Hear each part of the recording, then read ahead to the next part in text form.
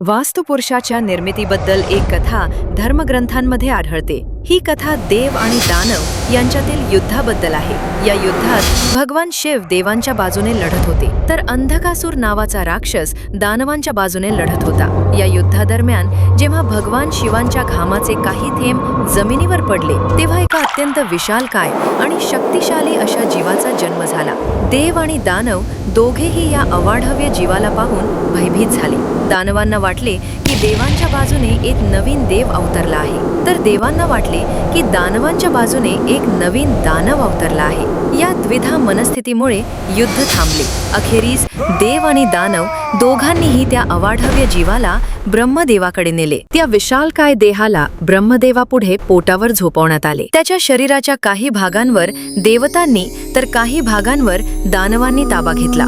ब्रह्मदेवाने या विशालकाय देहाची ओळख, हा माझा मानसपुत्र आहे, आजपासून याला वास्तुपुरुष म्हणून ओळखले जाईल। यासोबतच ब्रह्मदेवाने असाही आदेश दिला, आजपासून या भूतलावर वास्तुपुरुषाचे नियम लागू होतील, ज्याला वास्तुशास्त्र असे संबोधले जाईल। तसेच जो कोणी वास्तुशास्त्राच्या नियमांनुसार कोणत्याही प्रकारचे भवन, घर, इमारत, शहर इत्यादींचे बांधकामाची रचना करतील, त्याला वास्तुपुरुषाच्या शरीराचा ताबा घेतलेले देव त्याच्या कार्यात नेहमीच मदत करतील। तसेच जो कोणी वास्तुशास्त्राच्या नियमांनुसार बांधकामाची रचना करणार नाहीत, त्याला वास्तुपुरुषाच्या शरीराचा ताबा घेतलेले दानव भयंकर पीडा देतील, त्यांच्या जीवनात सतत विभिन्न समस्या उत्पन्न करतील। आणि अशी झाली वास्तुपुरुष आणि वास्तुशास्त्राची निर्मिती। जर तुम्हाला ही माहिती उपयुक्त वाटली असेल तर व्हिडिओला लाईक करा आणि अशाच वास्तुसंबंधी ज्ञानासाठी फॉलो करायला विसरू नका। हा व्हिडिओ नक्की शेअर करा,